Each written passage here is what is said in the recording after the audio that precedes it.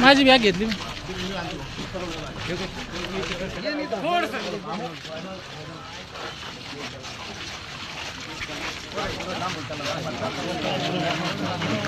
चलो चलो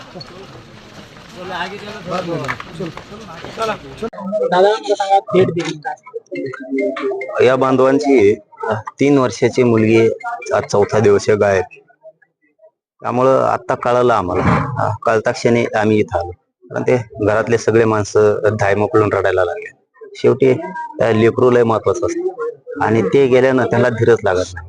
आता DYSP साहेबांशी आमचं बोलणं झालंय, खांबे साहेबांशी. त्यांनी 5 पथकं सुद्धा यासाठी रवाना केलेले. रात्रंदिवस ते बघतात. पोलिसांच्या तपासांच्या बद्दलचा यांना पण काही संशय नाही, कारण ते करतायत यांच्या सोबतीनं सगळे. आता मी SP साहेबांना सुद्धा बोललो आता, बन्सल सरांना सुद्धा.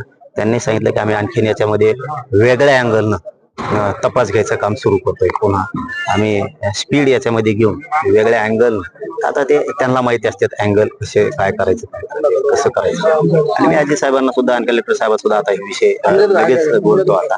त्यामुळं त्यांचं लेकरू नक्की मिळेल आणि मिळावं ही ईश्वरचरणी मी प्रार्थना करतोय. आणि पोलीस प्रशासनाने आणखीन वेगळ्या अँगलनं याचा तपास ताकदीनं करावा.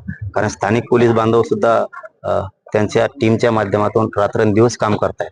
कारण पोलिसांच्या बद्दलच्या आणि तपासाच्या बद्दलचं यांचंही काय बांधवांचं यांचंही काय म्हणणं नाही. यांची मुलगी आहे 3 वर्षाची लेकरू.